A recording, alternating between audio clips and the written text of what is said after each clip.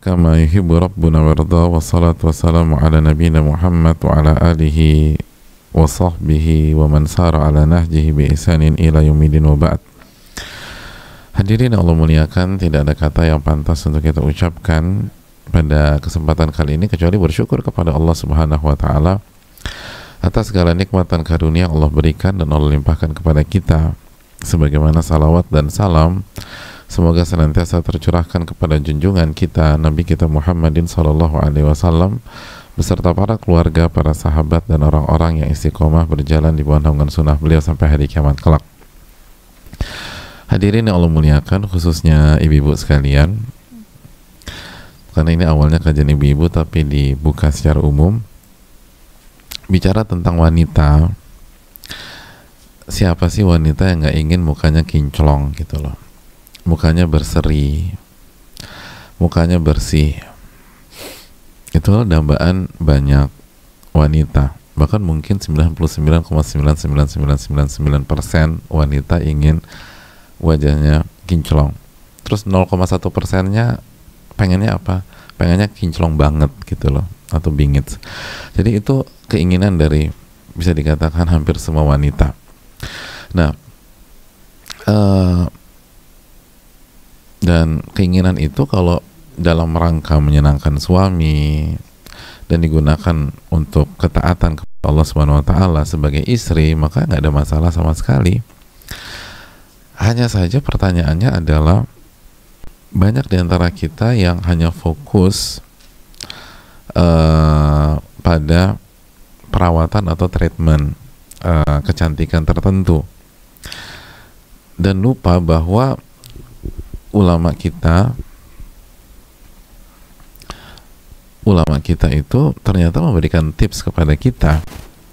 Nah, bagi kita yang ingin, atau ibu-ibu yang ingin mukanya berseri, mukanya bersih dan bisa tampil maksimal, maka ada baiknya mendengar nasihat dari seorang tokoh besar di dalam sejarah Islam, sahabat yang dijamin masuk surga, bahkan 10 sahabat terbaik, bahkan bukan hanya 10 sahabat terbaik, ini top 5-nya sahabat, 5 sahabat terbaik.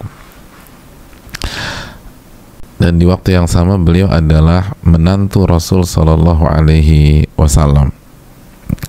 Sudah mengkerucut ya, jadi udah ada gambaran 5 terbaik, lalu menantu Nabi SAW. Kira-kira udah ada gambaran belum siapa beliau? Oke, saya kasih clue lagi.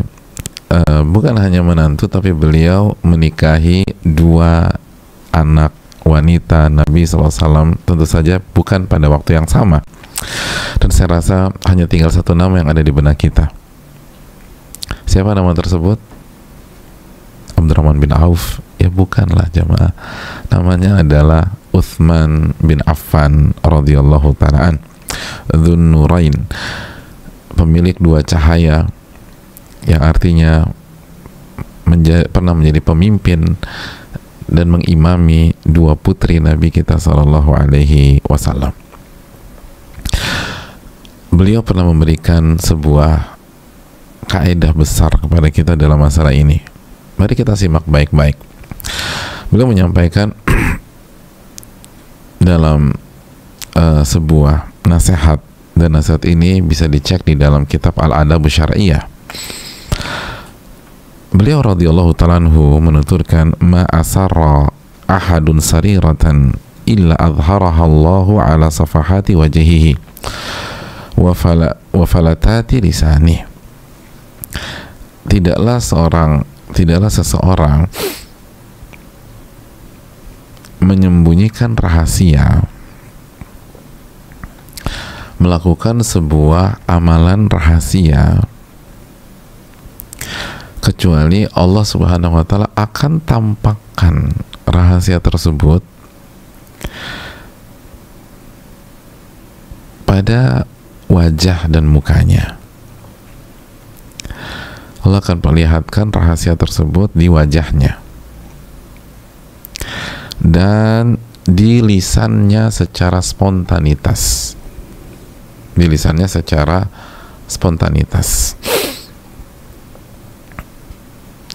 falatati lisani itu bagaimana cara dia berbicara secara spontanitas, nggak pakai skrip, nggak pakai naskah. Begitulah cara dia bicara. Hadirin yang Allah muliakan, khususnya ibu sekalian, yang semoga kita semua dimuliakan oleh Allah. Dari nasihat simpel ini kita bisa tarik sebuah kesimpulan bahwa kalau kita ingin punya wajah yang berseri, punya wajah yang kinclong, maka milikilah amalan-amalan rahasia yang kinclong. Nah itu,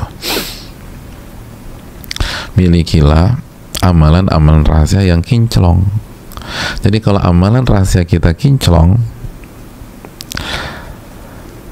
maka nanti wajah kita akan kinclong deh, Masya Allah. Dan lisan kita akan enak banget didengar. Dan kalau sekarang bukan hanya lisan ya, tapi jempol juga enak. Kadang-kadang lisan tuh pendiam, tapi jempolnya tajamnya minta ampun. Padahal tuh kuku udah dipotong, udah di mani-pedi, tapi tetap aja kalau udah WA, ya Allah, puluhan orang tersinggung. Nah hadirin yang Allah muliakan, maka kuncinya milikilah rahasia yang kinclong, amalan-amalan rahasia. Nah, itu akan berpengaruh ke wajah kita, akan berpengaruh ke wajah kita. Kita akan punya air muka yang bagus, air muka yang seger, yang nyenengin, yang orang tuh kayak senang banget ngelihat kita gitu ya, khususnya suami kita. Lalu teman-teman wanita kita, kalau ini ibu-ibu, tentu saya, kok mbak kok wajahnya kok berseri banget, nah gitu, pasti perawatan. Iya, perawatan dong, masa nggak perawatan? Perawatannya apa? Tahajud perawatannya, nah gitu, Masya Allah. Perawatannya itu sholat sunnah di rumah sendirian, nah itu. Perawatannya itu baca Quran ketika nggak ada orang, Masya Allah. Dan amalan-amalan kinclong lainnya. Dan ini nggak main-main. Yang memberikan tips adalah orang yang terbukti sukses di dunia dan akhirat, orang sosok yang dijamin masuk surga, Utsman bin Affan radhiyallahu taala an. Oleh karena itu bagi kita semua, baik ibu-ibu maupun jika ada bapak-bapak atau ikhwan yang dengar, kalau kita ingin punya wajah yang berseri, kita harus punya waktu sendirian dengan Allah Subhanahu wa taala, lalu kita isi dengan ibadah. Kita isi dengan ibadah. Makanya salah satu tips dari Umar bin Khattab radhiyallahu taala an, Umar bin Khattab, semua orang tahu ya, Umar bin Khattab, kata beliau, khudhu bihadhikum minal uzlah. Kalian tuh harus punya waktu sendirian dengan Allah Subhanahu wa taala, harus punya waktu. Jangan sampai 7/24 jam selalu bersama makhluk dan bersama makhluk. Walaupun sama suami kita, walaupun dengan anak-anak kita atau dengan keponakan kita, sama suami bagus, sama anak-anak juga positif, tapi harus ada waktu, gak ada siapa-siapa kecuali kita dengan Allah Subhanahu wa ta'ala. Harus ada waktu beruzlah gitu loh. Beruzlah itu hal yang dibutuhkan bagi kita yang ingin punya wajah yang kinclong dan kebahagiaan di dunia dan di akhirat, tentu saja, yang jauh lebih penting daripada sekedar muka yang kinclong, tentu saja. Nah itu kuncinya adalah kita harus punya waktu uzlah. Khudhu bihadhikum minal uzlah. Kalian tuh harus punya waktu sendirian dengan Allah Subhanahu wa ta'ala. Itu hal yang penting. Dalam kesempatan lain juga mengatakan al-uzlatu rahatun min khullatis su'. Bersendirian dengan Allah itu adalah saat-saat yang rohah. Itu saat-saatnya kita istirahat dari orang-orang yang buruk. Karena ketika kita sendirian, sejatinya kita hanya berdua-duaan dengan Al-Muhsin yang maha baik, Ar-Rahman Ar-Rahim yang maha pengasih lagi maha penyayang. Betul, suami kita itu sangat mencintai kita. Tapi siapa di antara kita punya suami yang sempurna? Siapa di antara kita punya suami yang nggak pernah nyebelin, yang nggak pernah marah-marah, yang nggak pernah membuat kita sedih gitu ya? Ya namanya suami manusia, sesoleh-solehnya pasti ada waktunya, aduh aku tuh lagi sebel banget sama lakiku misalnya gitu. Padahal sih emangnya lakimu itu jahat? Enggak sih, dia orang yang paling hebat ibadahnya yang pernah aku tahu gitu loh. Tapi yang namanya juga manusia. Tapi ketika kita berkholwat dengan Allah, beruzlah, bersendirian dengan Allah, maka kita sedang bersama zat yang maha pengasih lagi maha penyayang, zat yang maha baik, yang maha bijak, yang gak ada satupun setitik sifat buruk. Makanya rohah itu yang dirasakan para ulama, itu yang dirasakan oleh Umar bin Khattab radhiyallahu ta'ala gitu loh. Kita butuh gitu loh. Lalu kita isi dengan apa? Kalau udah berdua-duaan dengan Allah nih, kita isi dengan apa? Loh kok tidur? Jangan. Al-Imam Sa'id bin Musayyib, pakar fikih terbaik di masa tabi'in, kata beliau, al-uzlatu ibadatun wa dzikr. Kalau sudah kita punya waktu menyendiri dengan Allah, maka itulah waktu ibadah dan waktu berzikir kepada Allah. Gitu. Itu prime time-nya waktu ibadah dan zikir. Salah satu prime time. Jadi hadirin Allah muliakan, dan salah satu manfaatnya ke wajah tadi kata Utsman bin Affan, ke wajah. Di samping ibu-ibu misalnya perawatan kecantikan dan seterusnya selama tidak haram ya, tapi ini harus dilakukan nih jamaah, ini harus dilakukan. Dan bukan hanya Umar yang mengatakan demikian, bukan hanya Sa'id bin Musayyib yang mengatakan demikian. Salah satu murid terbaiknya Aisyah radhiyallahu ta'ala anha, siapa beliau? Al-Imam Masruq. Al-Imam Masruq pernah menyatakan, innal mar'a la haqiqun an takuna lahu majalisu yakhlu fiha yadhkuru fiha dhunubahu fayastaghfiru minha. Seseorang itu butuh memiliki momen-momen, majelis-majelis yang tidak ada seorang pun kecuali dia dengan Allah Subhanahu wa taala. Dan di sana dia mengingat dosa-dosanya. Dan di momen itulah dia beristighfar kepada Allah Subhanahu wa taala. Subhanallah. Itu kata para ulama, itu kebutuhan.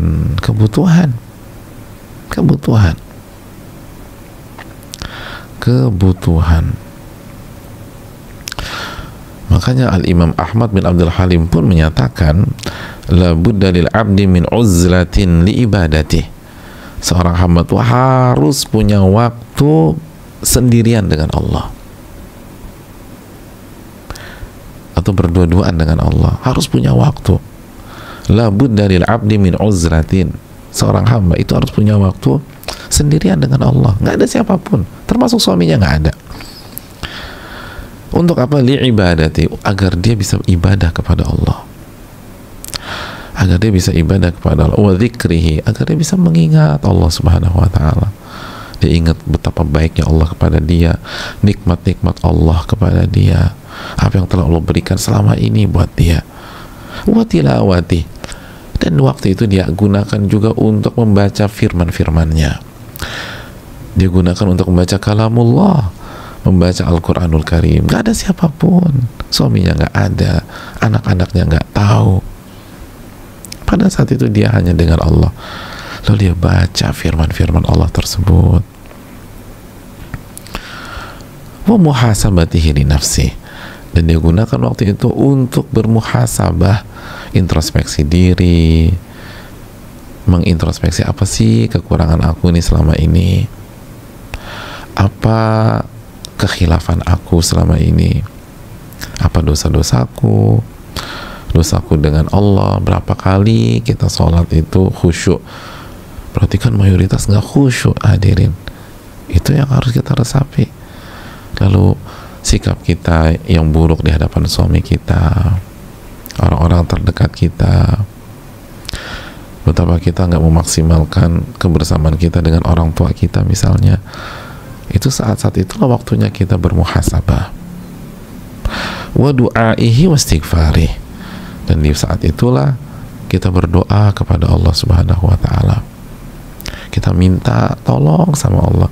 Dan enaknya nggak ada siapapun yang tahu, jadi kita bebas ngemis kepada Allah, kita bebas ngemis kepada Allah, kita bebas minta tolong sama Allah. Coba kalau kita lagi doa atau lagi istighfar, tiba-tiba suami kita bangun dan semua kita belum ngaji, kan jadi curiga, kenapa nih bini gue tiba-tiba nangis sesegukan, minta ampun, jangan-jangan kemarin dia melakukan skandal lagi, padahal mah kita minta ampun karena sholat zuhur kita tadi siang gak khusyuk. Kenapa ya bini gue tuh minta ampunnya sesegukan, yang suami kita belum ngaji, udah mikirnya macam-macam. Adapun kita berusaha meresapi ibadahnya orang-orang soleh. Orang-orang soleh kan melakukan dosa kecil aja rasanya mau ketiban gunung, kan begitu. Tapi orang-orang fasik ngerjain dosa besar seperti menghadapi lalat lalu dia usir tuh lalat, sesederhana itu saja. Oleh karena itu hadirin sekalian, pentingnya kita punya waktu untuk beristighfar, untuk berdoa kepada Rabbul Alamin. Gak ada yang tahu, gak ada yang tahu. Wa bu'dihi anisyar wa nahwi dzalik, dan kita minta agar kita dijauhkan dari keburukan. Oleh karena itu hadirin yang Allah muliakan, makanya nggak heran Al-Imam Ibnul Jauzi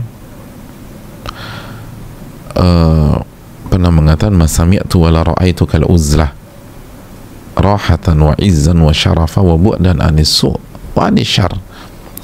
Aku tuh nggak pernah melihat dan mendengar ada satupun hal yang lebih merilekskan seorang hamba, rileks, membuat mulia seorang hamba, membuat tinggi seorang hamba, dan membuat seorang hamba itu jauh dari keburukan, jauh dari keburukan, dan terjaga agar dia selamat,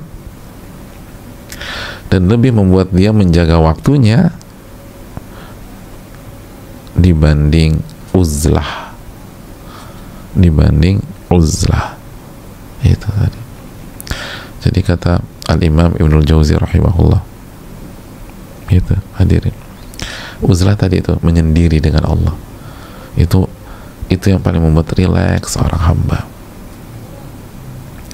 membuat hamba tuh nyaman banget gitulah jamaah, dan mulia deh, mulia, terhormat, jauh dari keburukan, dijaga agar selamat di dunia akhirat, dijaga waktunya sama Allah, dijaga umurnya.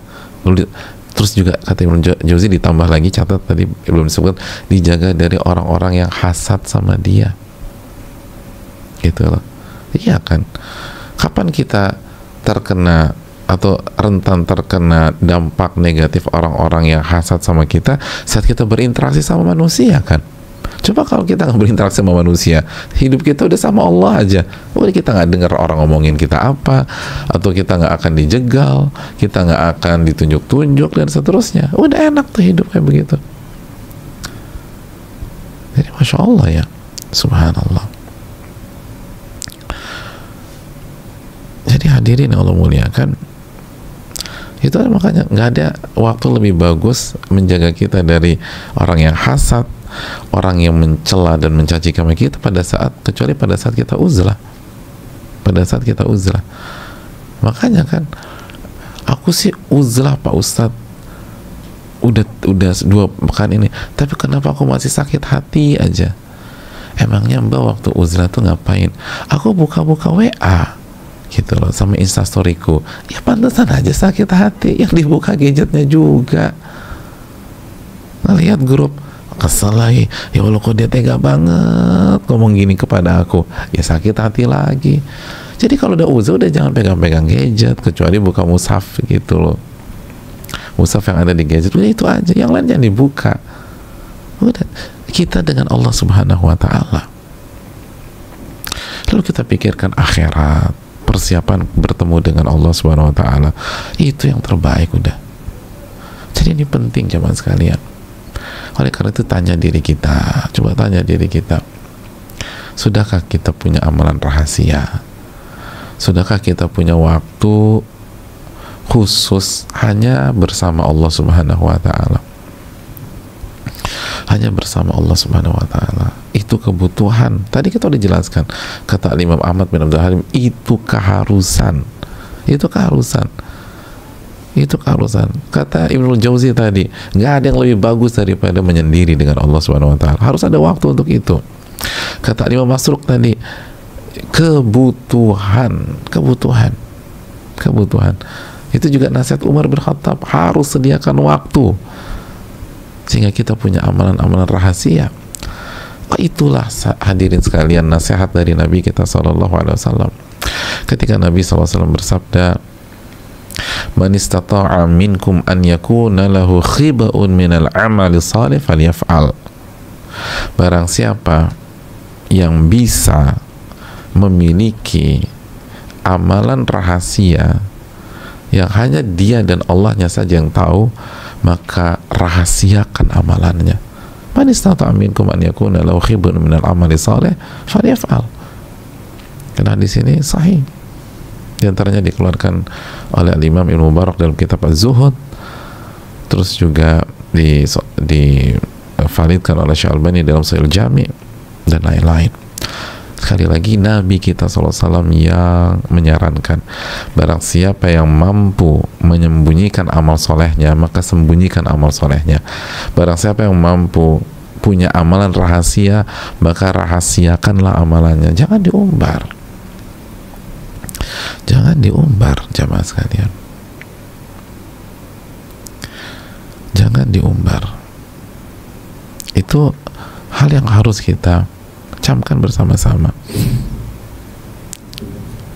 Ini penting. Ini sangat penting. Makanya kan jamaah yang Allah muliakan, para ulama kita tuh semangat banget. Al-Hasan Al-Basri pernah mengatakan begini, walaqad adrakna aqwaman ma kana 'alal ardi min amalin yaqdiruna an ya'maluhu fi sirri fayakunu 'ala niyatan abada. Aku tuh ketemu, atau kami tuh ketemu dengan kaum, dan banyak kaum, artinya komunitas orang-orang soleh, para ulama di masa beliau. Kita tahu itu di era beliau adalah era keemasan Islam, yang mereka itu saat mereka mampu merahasiakan amalan mereka, mereka tidak akan buka selama-lamanya. Mereka nggak akan buka selama-lamanya. Jadi kalau mereka mampu menyembunyikan, nggak pernah mereka buka. Artinya ketika mereka memperlihatkan amalan mereka, itu karena nggak ada opsi lain. Nggak ada opsi lain. Kalau masih ada opsi merahasiakan, mereka akan rahasiakan. Misalnya apa? Sholat Jumat. Mas, kenapa nggak sholat Jumat udah 3 kali? Rahasia. Aku kerjain di rumah, live dari Mekah. Ya nggak bisa jamaah sekalian. Ini mah berantakan. Salat Jumat itu harus di masjid, dan kalau di masjid kelihatan orang. Nggak ada opsi lain. Nggak ada opsi lain. Nggak ada opsi lain. Tapi kalau ada opsi menyembunyikan, merahasiakan, mereka akan rahasiakan itu. Mereka nggak akan buka, nggak akan buka. Mau dirayu kayak mau segala macam. Kamu kemarin tuh nangis kenapa sih gitu loh. Mau dipanjang-panjang, kamu lagi berantem ya sama suamimu ya. Wah, kepancing. Enggak, aku tuh tahajud, aku menikmati, aku tenggelam dalam istighfarku. Ketahuan tuh akhirnya. Dipancing gitu, kebuka. Jangan, udah. Jadi hadirin Allah muliakan, itu Hasan Al-Basri, itu ulama-ulama klasik kita gitu. Kalau mereka masih bisa menyembunyikan amalan, mereka nggak akan buka. Mereka nggak akan kasih lihat.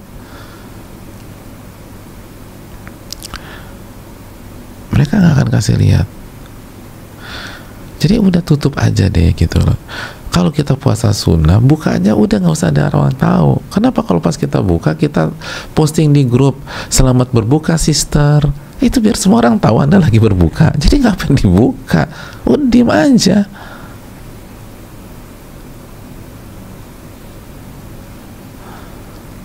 Kalau sahur udah sendirian aja,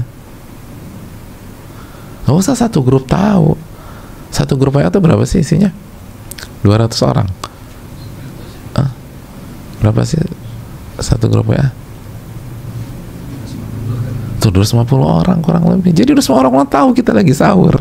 Sekali kita posting, 200 orang tahu kita lagi puasa hari itu.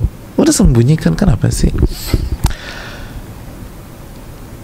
Ini itu konsepnya Nabi SAW. Kalau Anda bisa rahasiakan, rahasiakan, kata Nabi. Rahasiakan. Rahasiakan, hadirin sekalian. Oleh karena itu jamaah yang Allah muliakan, ini yang perlu kita camkan. Jadi awalnya dari wajah yang kinclong, tapi ternyata ini itu perintah Nabi SAW. Sembunyikan, sembunyikan. Dan ini praktek para ulama klasik kita, dan sampai hari ini orang-orang soleh, mereka menyembunyikan amal mereka.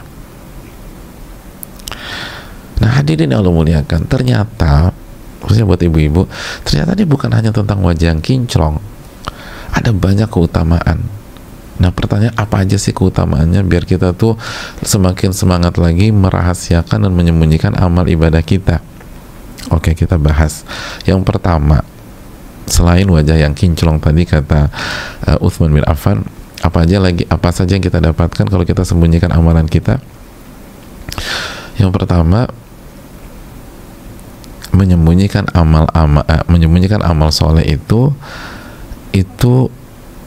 bukti kejujuran iman kita kepada Allah, bukti keikhlasan kita kepada Allah Subhanahu wa Ta'ala, bukti keikhlasan kita kepada Allah Subhanahu wa Ta'ala. Dan ini nggak main-main ya hadirin, ini bukti keikhlasan kita kepada Allah Subhanahu wa Ta'ala. Jadi kalau kita ingin kalau kita ingin tahu sebenarnya amalanku ini ikhlas apa enggak ya, coba perbanyak sembunyikan amal soleh gitu, perbanyak sembunyikan amal soleh.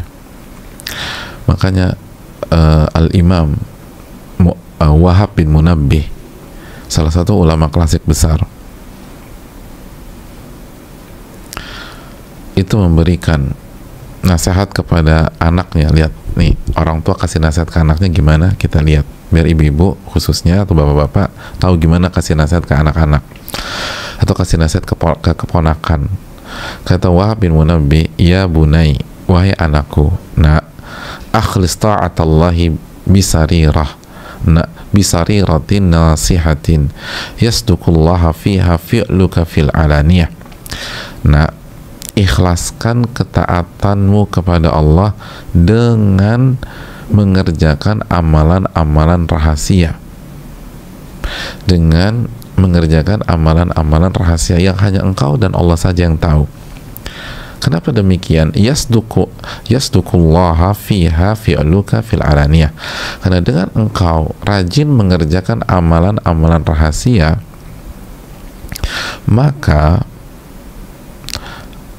itu membuktikan kepada Allah kejujuranmu pada saat kamu mengerjakan amalan-amalan yang terlihat oleh manusia, gitu loh. Jadi amalan rahasia kita itu adalah bukti bahwa ketika kita beramal di depan orang itu ikhlas, bukan riya, gitu loh. Itu keikhlasan. Kalau ibu-ibu nih, jadi sholat ibu-ibu ketika nggak ada siapa-siapa, bacaan Al-Quran ibu-ibu kan ketika sendirian di kamar, itu adalah pembuktian bahwa ketika ibu-ibu berhijab ibu berhijab karena Allah Subhanahu wa taala, bukan karena sedang hits, bukan karena fashion, bukan karena ingin tampil, bukan karena ingin show off, bukan ingin pamer, bukan untuk mengumbar keanggunan, bukan, itu karena Allah. Ya kan kita tahu pakaian ibu-ibu sekalian itu kan pakaian ketakwaan, itu takarub kepada Allah. Wanita yang menutup aurat pakai hijab misalnya, itu kan ibadah kepada Rabbul Alamin. Nah pertanyaannya, ikhlas nggak pada saat kita berhijab? Apalagi hijab kita bagus, hijab kita mahal, hijab kita elegan dan seterusnya.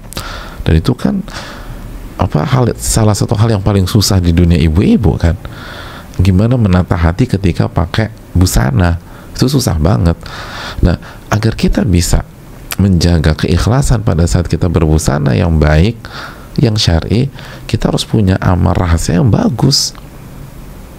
Amal rahasia yang bagus. Kita harus punya zikir yang kuat di waktu malam ketika nggak ada siapapun.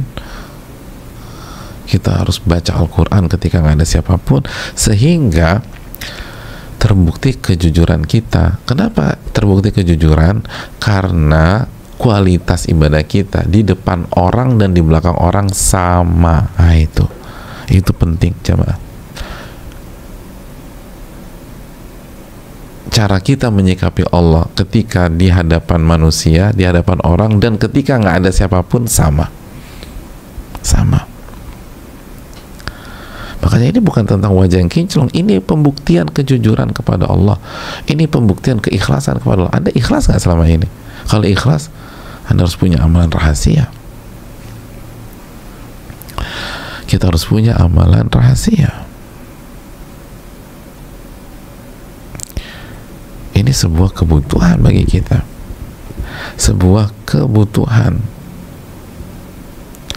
Ini bukan sekedar beribadah nggak ada siapapun, bukan. Tapi hadirin Allah muliakan, ini pembuktian.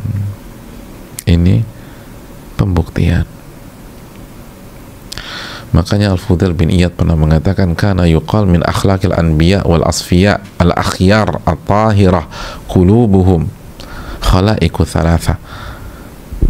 Ada sebuah kaidah yang diakui para ulama dari zaman ke zaman, kata Fudail bin Iyad, bahwa akhlaknya para nabi dan akhlaknya orang-orang yang ikhlas, yang hatinya bersih,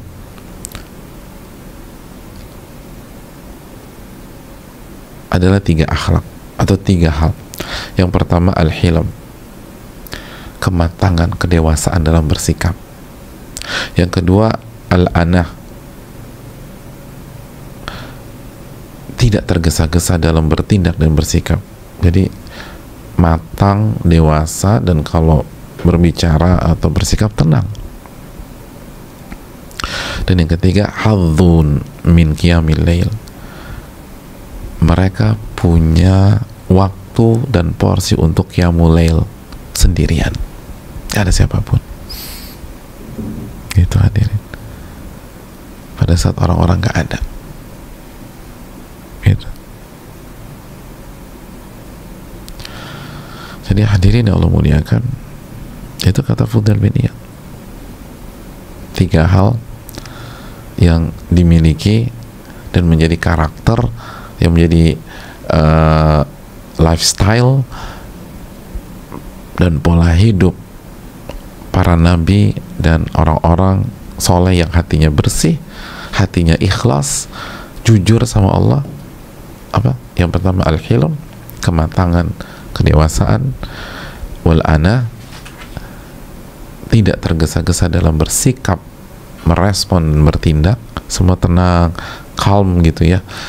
Dan yang ketiga punya porsi rutin untuk qiyamul lail,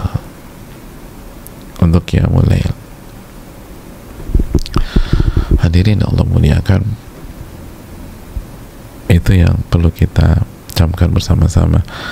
Ini itu pembuktian kejujuran dan pembuktian keikhlasan kepada Allah Subhanahu wa ta'ala.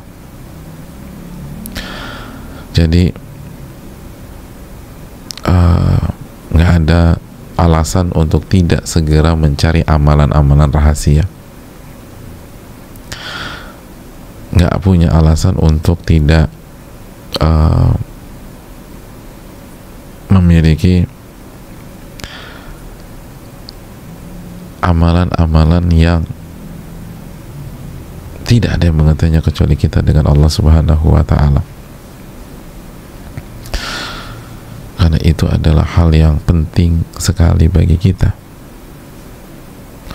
Itu hal yang sangat urgent bagi kita, karena kita harus membuktikan. Kita yang harus membuktikan.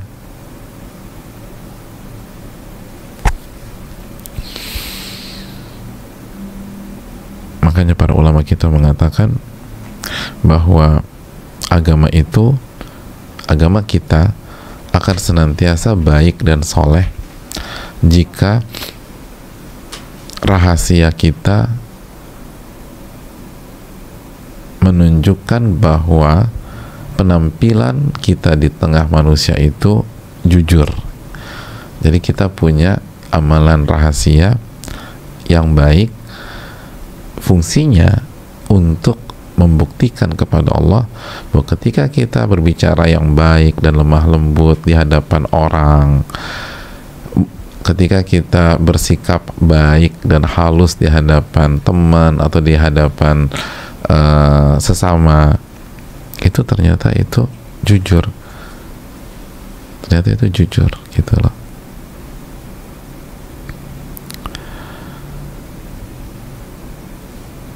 Jadi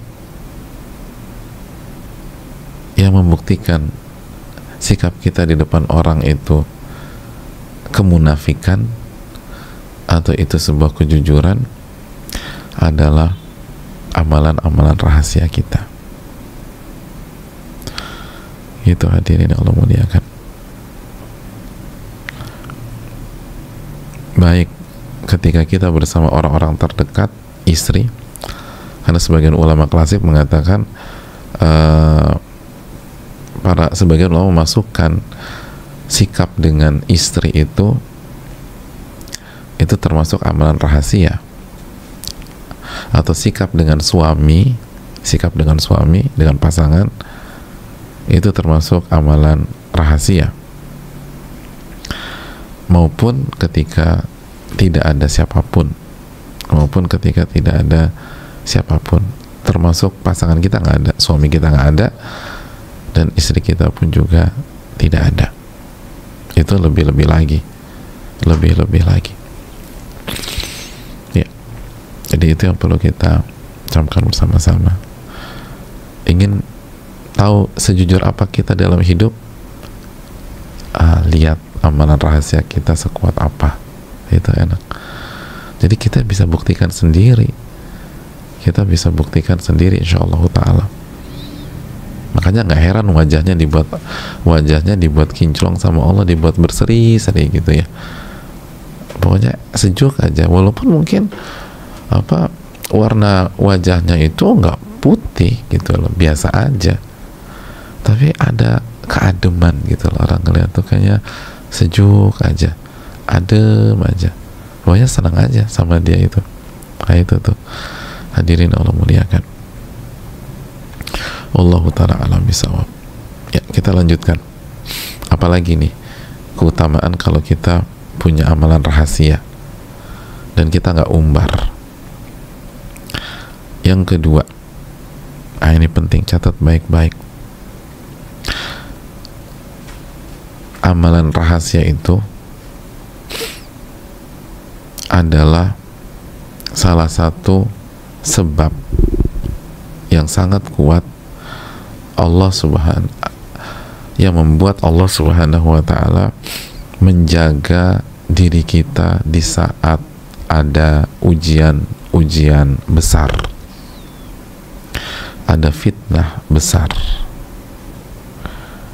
dan khususnya musibah paling berat adalah sakratul maut. Itu hal yang perlu kita camkan. Ini kaidah jamaah. Dan sebaliknya, yang membuat kita tergelincir dan hancur di saat-saat ujian berat, fitnah, dan saat-saat mendekati kematian, itu karena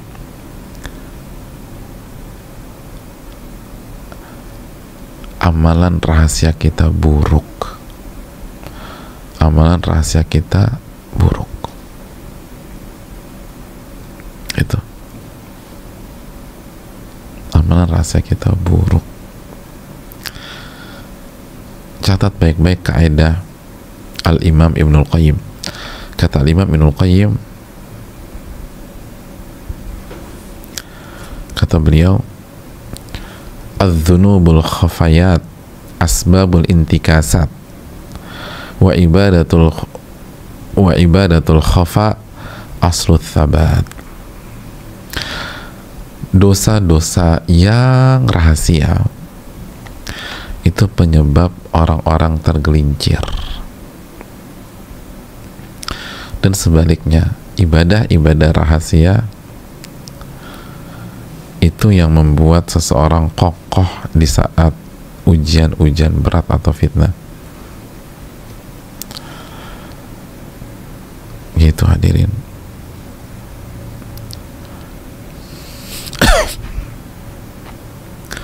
Sekali lagi, dosa-dosa rahasia, dosa-dosa pada saat kita sedang sendiri gitu ya, itu yang membuat kita tergelincir di saat-saat fitnah atau ujian, atau di detik-detik terakhir kehidupan kita. Sebagaimana ibadah-ibadah rahasia, aslut thabat, itu dasarnya kekokohan. Saya lupa tadi saya terjemahan apa. Ini terjemahan yang paling tepat. Aslut thabat, asal. Ini pondasinya kekokohan dalam menghadapi ujian besar atau fitnah. Itu jemaah. Makanya apa kata Nabi sallallahu alaihi wasallam? Wa inna ahadakum la ya'malu bi amali ahlil jannah hatta ma yakuna bainahu wa bainaha illa dhira' fayasbiqu alaihi alkitab faya'mal bi amali ahlin nar fayadkhulaha. Bahwa sesungguhnya salah seorang dari kalian itu mengisi kehidupannya dengan amal-amal ahli surga, amal-amal ahli surga, sampai jarak antara dia dengan kematiannya tinggal zero aja gitu loh. Sebentar lagi meninggal.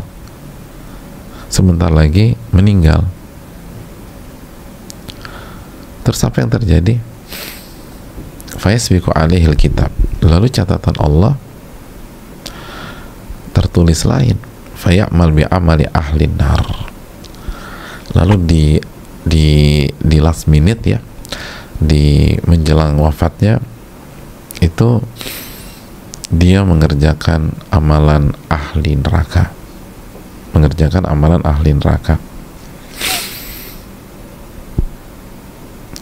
Apa yang terjadi? Fayadkhulaha, maka dia masuk neraka. Gitu jemaah, dia masuk neraka. Puluhan tahun mengerjakan ketaatan, puluhan tahun sholat, berhijab, puluhan tahun datang ke kajian, tapi menjelang wafatnya dia mengerjakan amalan ahli neraka, Apa yang terjadi? Dia masuk neraka. Hadirin yang Allah muliakan, kok bisa seperti itu? Itu kan yang kita khawatirkan. Ngaji bertahun-tahun, aktif bertahun-tahun, tapi akhirnya tergelincir di akhir-akhir perjuangan,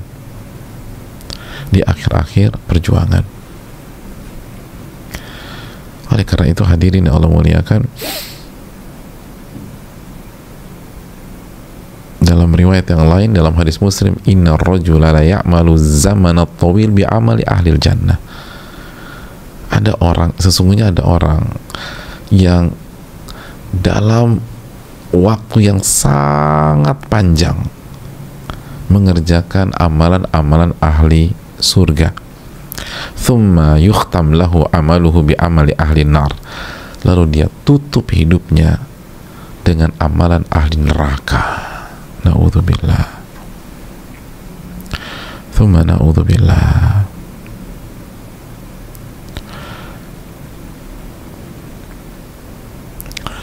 Kok bisa jemaah? Langsung masuk neraka dia. Masuk neraka. Jadi dia bukan, ngaji itu bukan 1-2 kali, bukan 1-2 bulan. Kata Nabi SAW, zamanul tawil, dalam waktu yang lama banget. Az-zamanul tawil, lama. Mungkin 15 tahun ngaji, mungkin 20 tahun, mungkin 30 tahun. Tapi begitu mendekati hari wafatnya tergelincir, dia kerjakan amalan ahli neraka,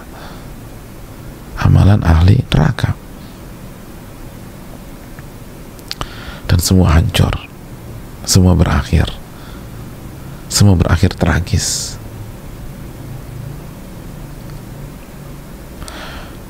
Hadirin, kok bisa?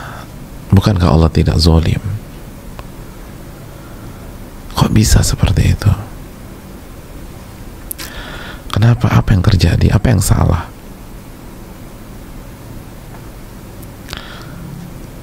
Dan hadis ini sahih. Hadis Bukhari yang sebelumnya adalah hadis Muslim. Hadirin yang Allah muliakan, catat baik-baik. Penyebabnya ada dalam riwayat yang lain. Nabi SAW mengatakan, selama waktu yang panjang tersebut dia mengerjakan amalan-amalan ahli surga itu fima yabdulin nas, hanya di depan manusia. Jadi dia baik, dia santun, dia berakhlak mulia, dia jaga lisan, dia sholat, dia kajian, dia jadi panitia, atau dia jadi jamaah yang istiqomah fima yabdulin nas, hanya di hadapan manusia. Begitu dia hanya sendirian dengan Allah, berubah. Pada saat dia sedang berkholwat atau beruzlah, yang diisi adalah maksiat. Gitu. Emang ada yang tahu? Bahkan mungkin suaminya nggak tahu, tapi Allah tahu. Allah Maha melihat. Alam ya'lam bi annallaha yara. Tidakkah dia tahu Allah Maha melihatnya dan mengetahuinya?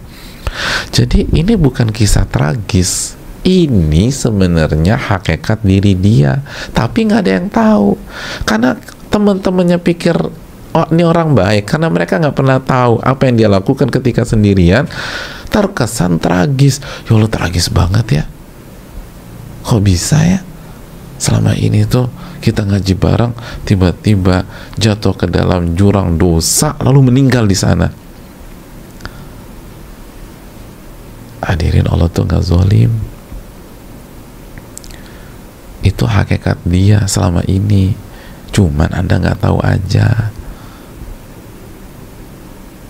Makanya kan kata Ibnu Rajab itu bahwa penyebab su'ul khotimah adalah dosa-dosa rahasia. Itu penyebab su'ul khotimah.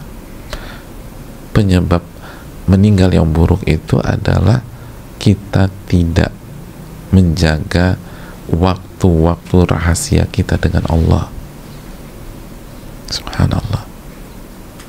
Oleh karena itu sebaliknya, bahwa kunci husnul khatimah, sekali lagi kunci husnul khatimah adalah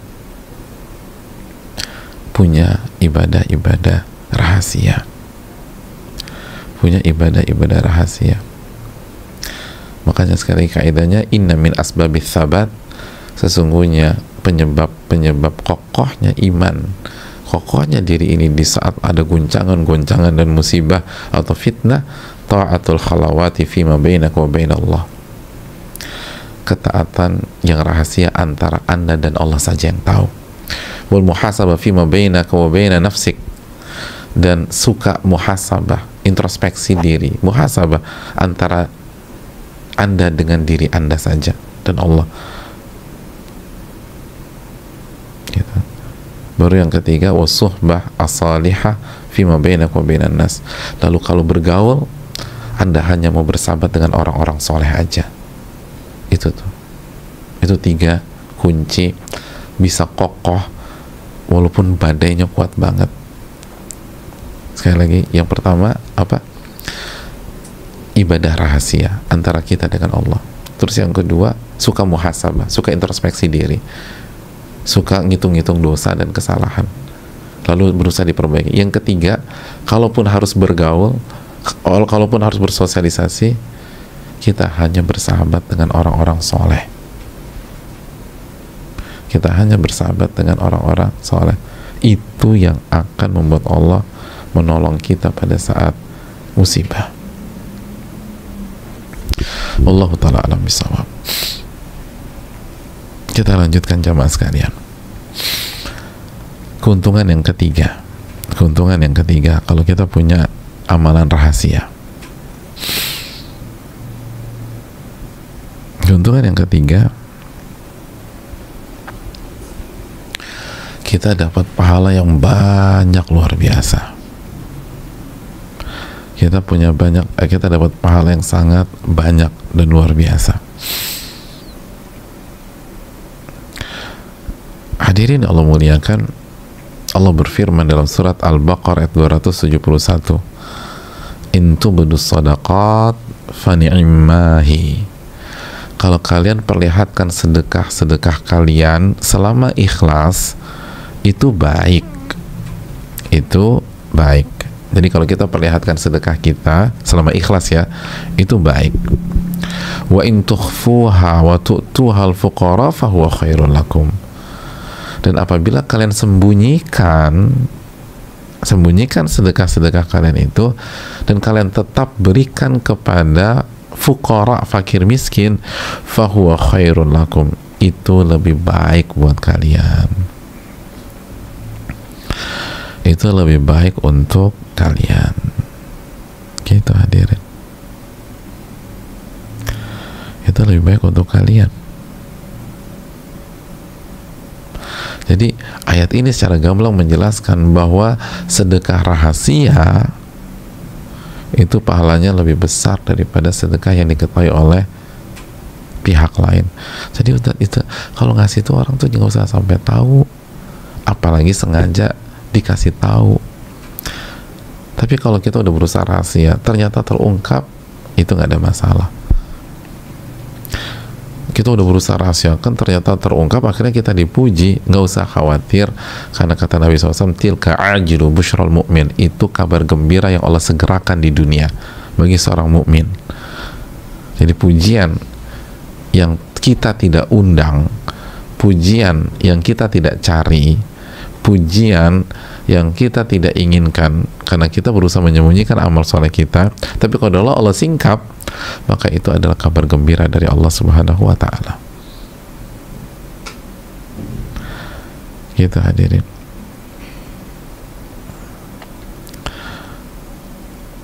Oleh karena itu yang perlu kita camkan. Dan dalam hadis Bukhari,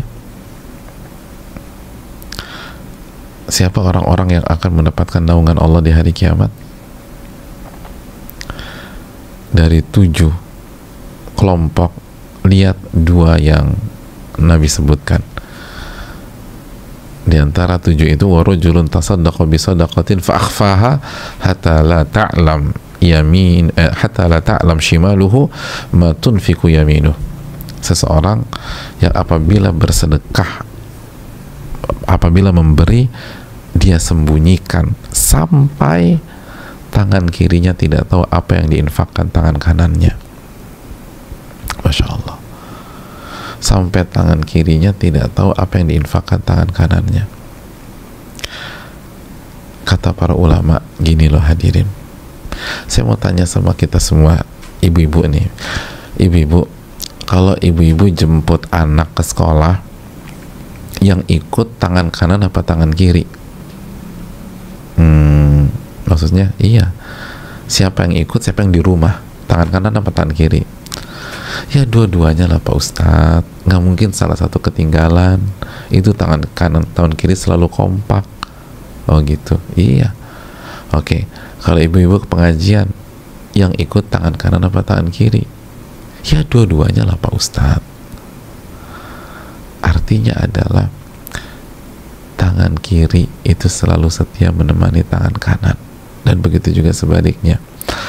Dan Nabi mengatakan, hatta la ta'lama shimaluhu ma tunfiqu yaminuhu, sampai tangan kirinya nggak tahu apa yang diinfakkan tangan kanannya. Itu menunjukkan bahwa kalau kita ingin dinaungi oleh Allah pada hari kiamat, kita harus punya amalan rahasia, kita harus bersedekah, paling nggak punya lah ada 1-2 hal yang kita sedekahkan, dan amalan-amalan rahasia yang lain, wirid kita, zikir kita, bacaan Quran kita, air mata kita, sholat kita, yang tidak diketahui oleh siapapun termasuk orang-orang terdekat kita selama ini, orang-orang yang kedekatannya seperti tangan kiri ke tangan kanan. Itu poinnya. Orang-orang yang kedekatannya, kebersamaannya dengan kita seperti kebersamaan tangan kiri dengan tangan kanan. Harus ada sebagian amalan dia nggak tahu, dia tidak tahu.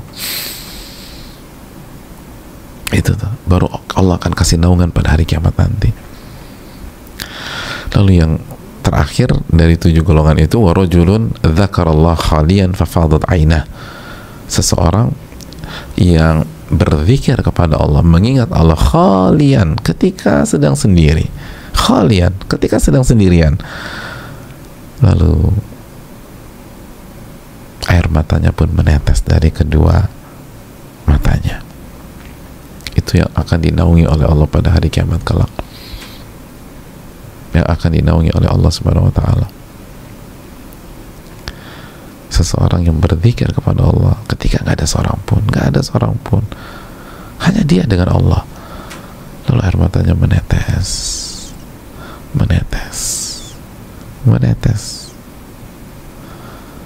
karena mengagungkan Allah Subhanahu wa ta'ala, karena takut akan dosa-dosanya kepada Rabbul Alamin,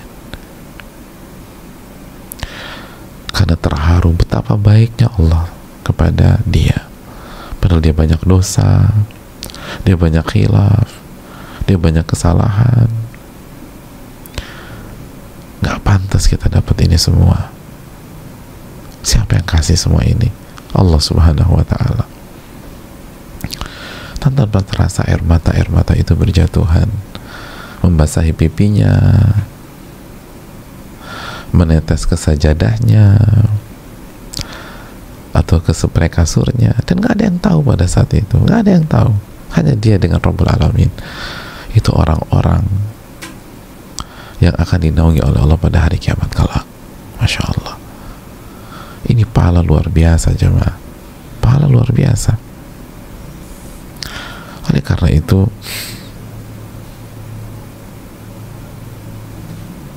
sembunyikan rahasia, sembunyikan amal-amal kita, sembunyikan air mata kita.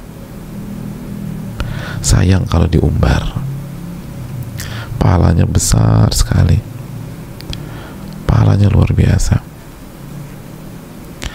Wallahu ta'ala alam bisawab.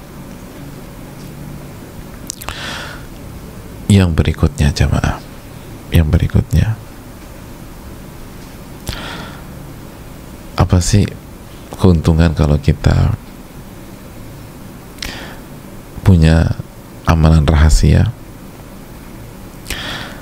kata para ulama, dan ini nggak kalah pentingnya, amalan rahasia itu pembersih hati dan yang membuat hati kita istiqomah. Pembersih hati. Kita nih yang punya hati kotor, yang punya hati suka hasad, yang punya hati susah banget berubah, yang punya hati pesimis, yang mentalnya tuh nggak kuat gitu ya, yang punya hati sombong, punya hati sombong, yang bosi,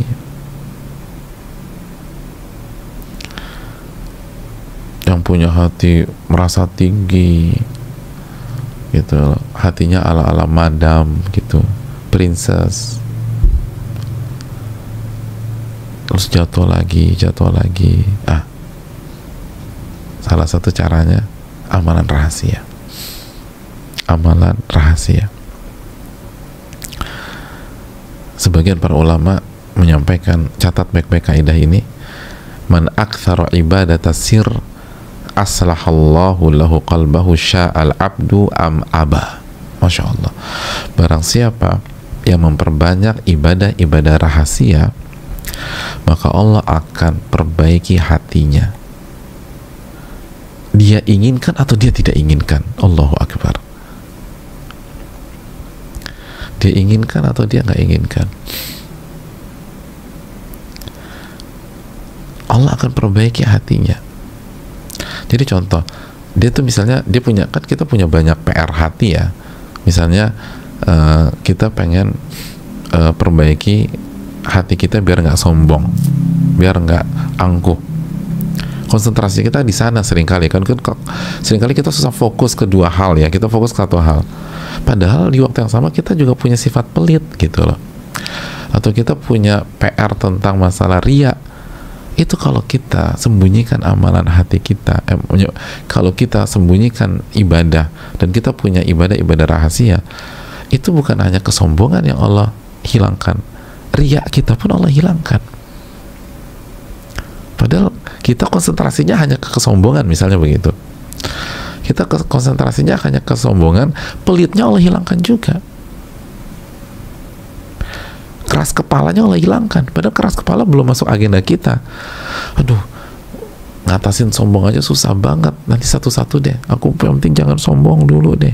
Dihilangkan. Iya ya, enak nih plong. Terima kebenaran enak. Tunduk enak. Merendahnya enak. Gitu jemaah. Gitu, Masya Allah. Makanya Nabi SAW itu menambah ibadah-ibadah di waktu malam kan gitu. Makanya apa kata Allah dalam surat Al-Muzammil, ya ayyuhal muzammil qumil laila illa qalila. Wahai orang yang berselimut, qiyamul laila, kecuali di sedikit waktu saja. Nisfahu awin qusminhu qalila, kalau bisa setengah malam tuh qiyamul lail, atau kita turunkan sedikit. Au zid alaihi warattilil qur'ana tartil, atau ditambah justru, dan bacalah Al-Quran secara tartil. Subhanallah. Makanya nggak heran bagaimana Nabi menjadi manusia yang hatinya paling bersih, karena begitu ibadah malamnya. Dan ibadah malam ibadah rahasia. Itu yang perlu kita camkan jamaah sekalian. Itu yang perlu kita renungkan. Makanya Hudzaifah bin al-Yaman itu pernah ditanya oleh seseorang. Simak baik-baik pertanyaannya. Kata orang tersebut, hal ana minal munafikin, apakah aku termasuk orang-orang munafik, wahai Hudzaifah? Pertanyaannya, apakah aku termasuk orang-orang munafik? Apa kata Hudzaifah? Lihat jawaban Hudzaifah. Atusolli idza khalauta wa tastaghfir idza adnabta. Saya mau tanya sama kamu, apakah kamu sholat ketika sedang sendirian? Kamu sholat nggak ketika sendirian? Qiyamul lail apa enggak? Jaga sholat sunnah nggak ketika sendirian? Dan kamu beristighfar nggak ketika berdosa? Kata orang tersebut, na'am, iya, aku sholat. Kata Hudzaifah, idhab fama ja'alakallahu munafiqa. Pulanglah, karena Allah tidak menjadikan kamu orang munafik. Masya Allah. Pulanglah, karena Allah tidak jadikan kamu orang munafik. Gitu. Kan kita sering, apalagi kadang-kadang kita suka hancur ketika salah lagi, sampai kita bertanya, saya tuh munafik nggak ya? Nah ini cara ceknya. Punya amalan rahasia nggak? Punya amalan rahasia nggak? Orang-orang munafik itu nggak punya amalan rahasia. Kenapa? Karena orang munafik itu Allah jelaskan dalam surat An-Nisa 142, yura'unan nas wa la yadhkurunallaha illa qalila. Mereka itu sukanya pamer di hadapan manusia, riya di hadapan manusia. Kalau nggak ada manusia, males. Wa idza qamu ila shalah qamu kusala. Kalau mereka berdiri untuk sholat, beranjak untuk sholat, mereka mengerjakan sholat itu malas-malesan. Itu orang munafik. Yura'unan nas, karena mereka sukanya memperlihatkan amalan di hadapan manusia. Mereka nggak suka amalan sembunyi-sembunyi. Mereka nggak suka amalan rahasia. Mereka ingin tampil. Dan mereka tidak berzikir kepada Allah kecuali sedikit saja. Jadi kalau hatinya mau bersih, miliki amalan rahasia. Hatinya mau tawadu, perbanyak amalan rahasia. Kita ingin hilangkan sifat sombong, sifat tinggi, perbanyak amalan rahasia. Kita ingin nggak punya hati hasad sama orang, milikilah amalan rahasia. Bahkan Nabi SAW setengah malam, kurangi atau lebihkan. Subhanallah. Makanya beliau adalah manusia yang hatinya paling bersih. Nah, hadirin, ketika hati itu bersih, pastikan pengaruh ke wajah, jamaah. Pasti pengaruh ke wajah. Wajah tuh enak aja dilihat. Mau wajah secantik apapun, kalau hati kotor tuh nggak enak kelihatnya, jamaah. Ini yang perlu kita camkan.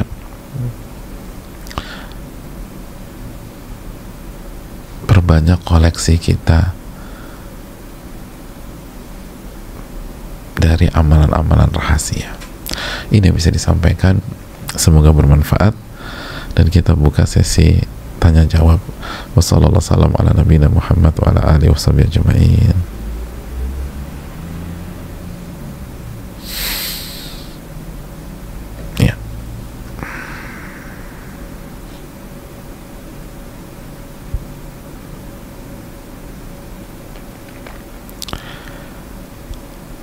Pertanyaan pertama, Bismillah, Assalamualaikum warahmatullahi wabarakatuh. Waalaikumsalam warahmatullahi wabarakatuh. Semoga Allah selalu menjaga Ustadz, keluarga, dan kaum muslimin dalam kebaikan di dunia dan akhirat. Amin ya rabbal alamin. Semoga Allah mengikhlaskan Ustadz dalam setiap amal soleh dan menjaga kebersihan hati Ustadz. Amin ya rabbal alamin. Makasih banyak. Semoga Allah memberi anda petunjuk melalui Ustadz. Amin ya rabbal alamin. Dan begitu juga doa yang sama kepada penanya. Semoga dijaga, dan semoga dijaga juga keikhlasan penanya dan kita semua, dan juga buat jamaah semua. Ustadz, saya berharap sekali bisa duduk lagi secara langsung di majelis ilmu. Rasanya sangat beda jika kajian online begini untuk beberapa bulan terakhir. Setuju saya, beda rasanya. Qadarullah juga selama masa pandemi ini saya berada di rumah yang mana kurang mendapatkan support untuk meningkatkan kualitas dan kuantitas ibadah. Karena sebelumnya saya tinggal di asrama, saya tenggelam dalam kelalaian, banyak maksiat dan tidak takut melakukan dosa. Saya menikmati lagi mendengarkan lagu-lagu. Namun kemudian saya berusaha berdoa dan meminta ampun kepada Allah. Tapi lagi-lagi saya merasa tidak mampu menahan syahwat buruk saya. Hal ini membuat saya kesulitan bangun tahajud. Bahkan untuk bangun subuh aja sangat sulit. Sudah lama saya tidak mendengar azan subuh secara langsung. Dan hari ini saya bangun kesiangan, jam setengah 8. Orang tua saya selalu tidur tengah malam, jadi memang terkadang suka kesiangan juga. Biasanya saya juga membangunkan, namun untuk beberapa bulan belakangan saya sulit sekali bangun sebelum subuh.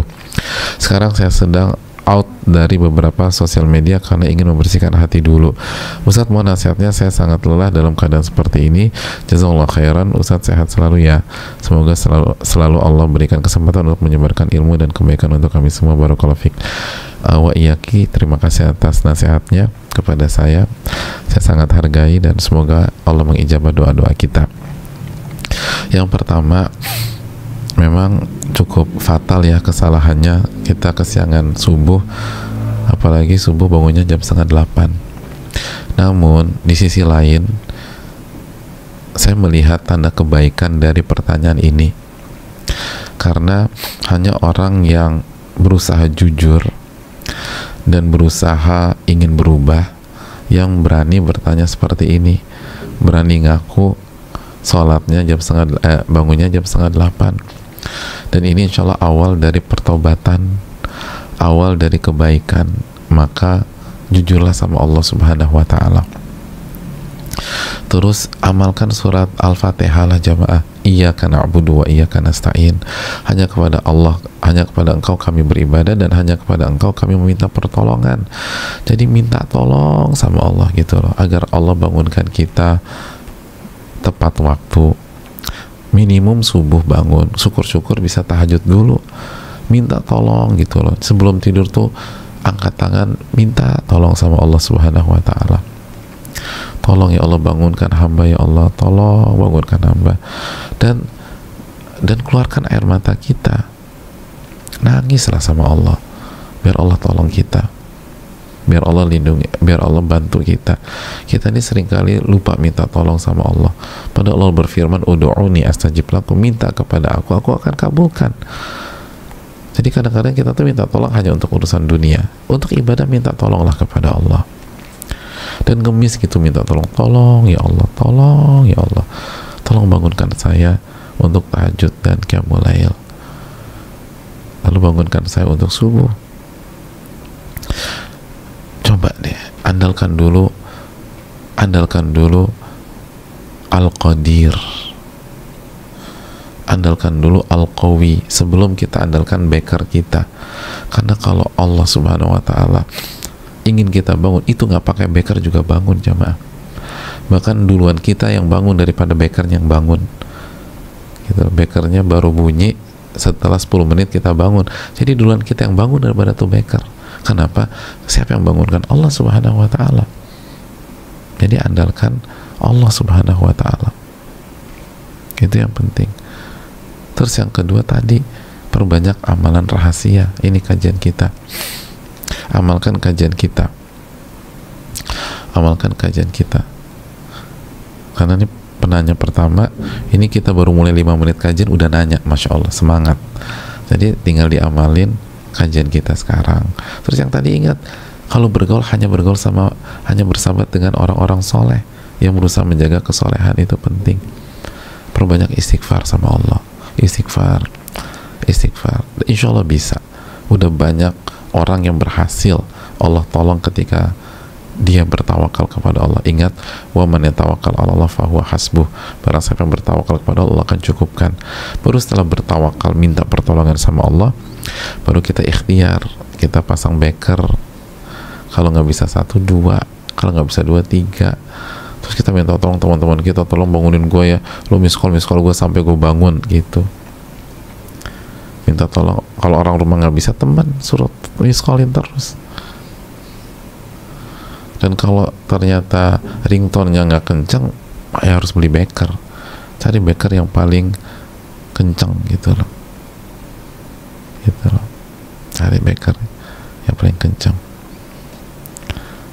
Apalagi kan di asrama ini enak, udah pasang backer yang paling kenceng. Kalaupun kita nggak bangun, temen sekamar kita yang bangun dan ngebangunin kita, bangun, kok ini keganggu tahu, kita akhirnya oh iya bangun juga gitu loh. Kalau temen kamar kita bangun, temen kamar sebelah kalau yang bangun juga, Masya Allah. Jadi kita bangunin satu lantai,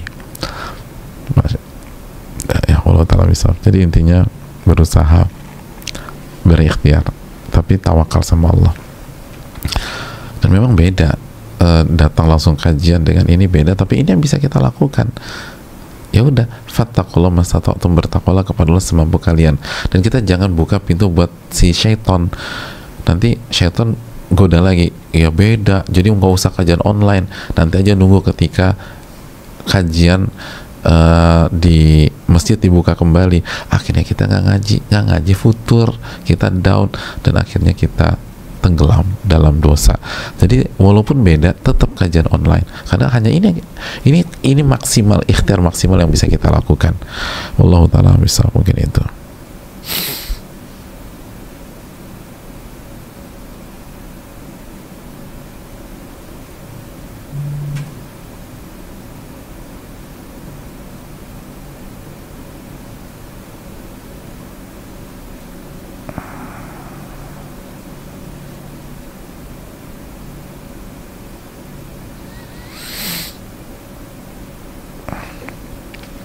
Assalamualaikum warahmatullahi wabarakatuh. Waalaikumsalam warahmatullahi wabarakatuh.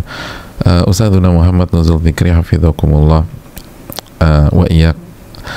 Semoga Allah menjaga penanya juga, yang semoga dirahmati oleh Allah Subhanahu wa taala beserta keluarga dan umat muslim di seluruh dunia. Amin ya rabbal alamin. Begitu juga dengan yang bertanya. Afwan, mohon izin bertanya kepada Ustadzuna. Silahkan. Beberapa hari yang lalu ada yang menuduh saya sebagai pihak ketiga dalam hubungan rumah tangga orang, dikarenakan suaminya di hari itu bertanya tentang jualan saya. Saya sebagai penjual hanya melayani customer saya dengan baik dan ramah, pelayanan sesuai syariat dan fast respon dalam melayani customer. Namun istrinya menuduh saya wanita ketiga di hubungan mereka. Saya tidak kenal mereka berdua sama sekali, tapi mereka mengenal saya. Namun di saat itu juga istrinya berkata kata-kata yang tajam, tuduhan dan tudingan. Lalu saya menjelaskan suaminya menghubungi saya hanya sekedar perihal jualan saya, dan situ pula saya tidak membalas hujatan sang istri, karena saya lebih better membalas dengan hal baik.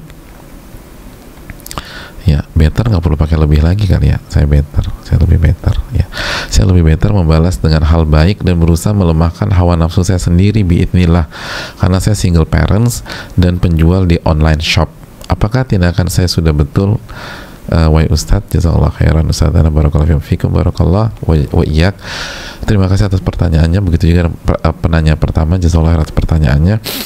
Jawabannya, alhamdulillah sudah benar, jangan direspon.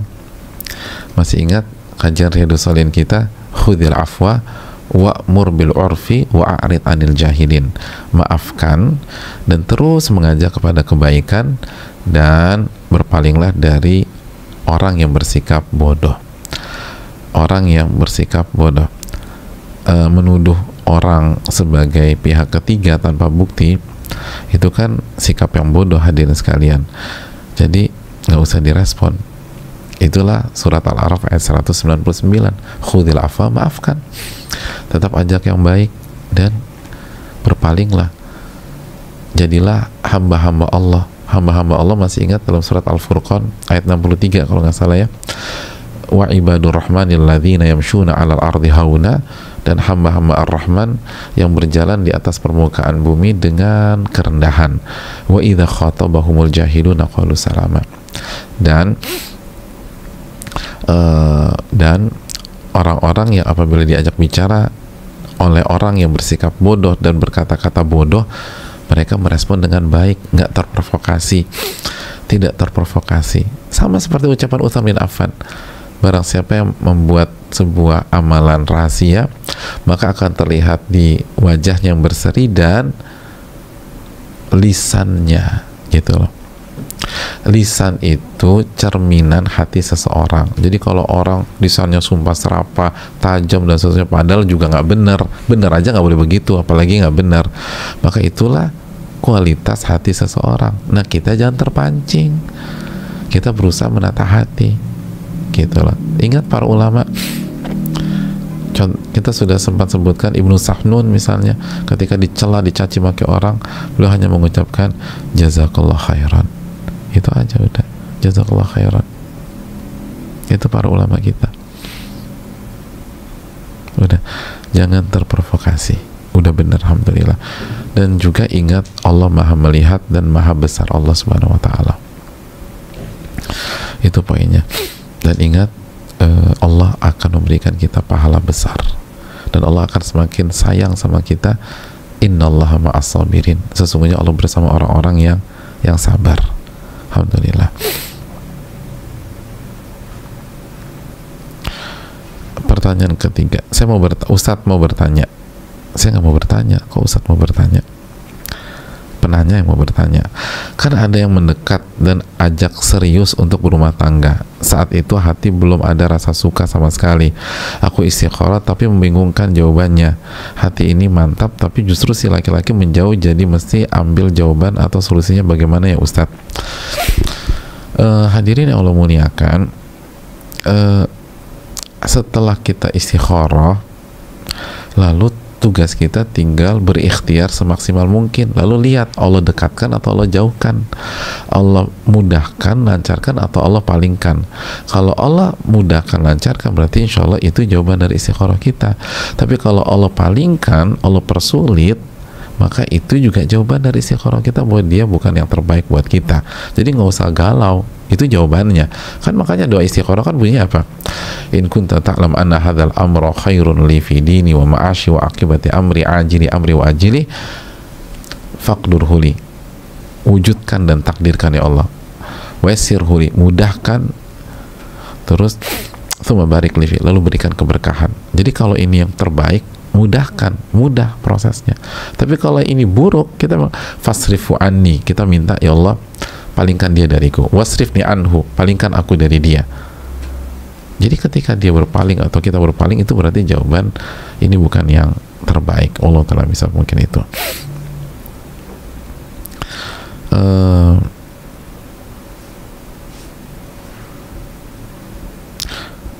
Bismillah, Assalamualaikum warahmatullahi wabarakatuh Ustaz. Afan, Anda mau bertanya bagaimana jika amal ibadah rahasia terpaksa harus terbongkar karena ada uzur, misalnya batas waktu dalam mengerjakan ibadah terbatas, hampir habis sehingga terpaksa harus dikerjakan ketika orang-orang melihat, jazakallahu khair. Nggak masalah. Tadi kan kita sudah bahas surat Al-Baqarah ayat berapa? 271 ya. Intu budu sodaqat fani imahi. Apabila kalian perlihatkan sedekah kalian yang ikhlas itu, maka nggak masalah, boleh, baik, selama ikhlas. Jadi kalau ada uzur, Allah Maha tahu, kita bukan sengaja. Ya nggak boleh itu sengaja nampilin untuk tujuan yang negatif, untuk dipuji. Bahkan kalau menampilkan untuk tujuan positif boleh, tapi hati-hati, jangan bermudah-mudahan. Contohnya kita ingin mengedukasi anak kita, kita ingin kasih teladan buat anak kita. Jadi sekali lagi, ini yang perlu kita camkan. Allah Ta'ala bisawab. Jadi insya Allah diperbolehkan.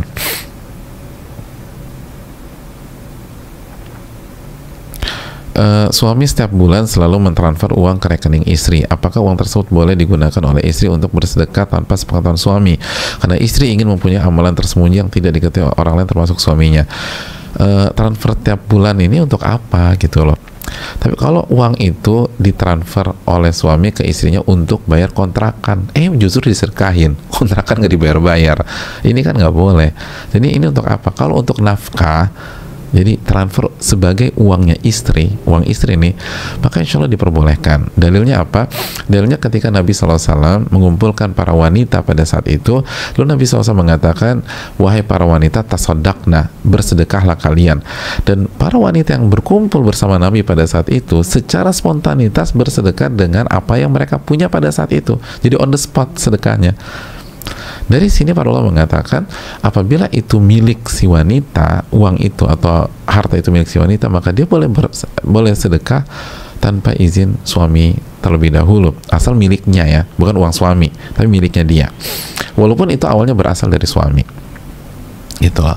Kenapa? Karena pada saat itu para sahabiat bersedekah on the spot langsung. Dan alangkah lebih baiknya jika dari awal, kalau mau lebih safety ya, lebih aman, ya udah dari awal istrinya minta izin secara global. Pokoknya kalau ada apa-apa boleh ya aku berikan. Kalau misalnya kalau suaminya dikhawatirkan syaitan bermain gitu dengan suaminya atau provokasi dan seterusnya, dari awal pokoknya secara global saya minta izin ya, kalau itu saya akan keluarkan gitu loh. Wallahu ta'ala bisawab. Mungkin itu.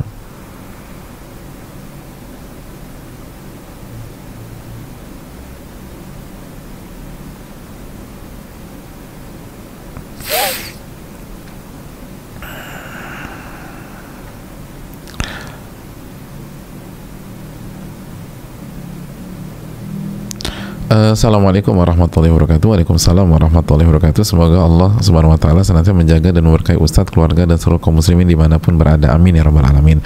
Begitu juga penanya. Mohon maaf, izin bertanya Ustadz terkait menyembunyikan, merahasiakan amal soleh kita.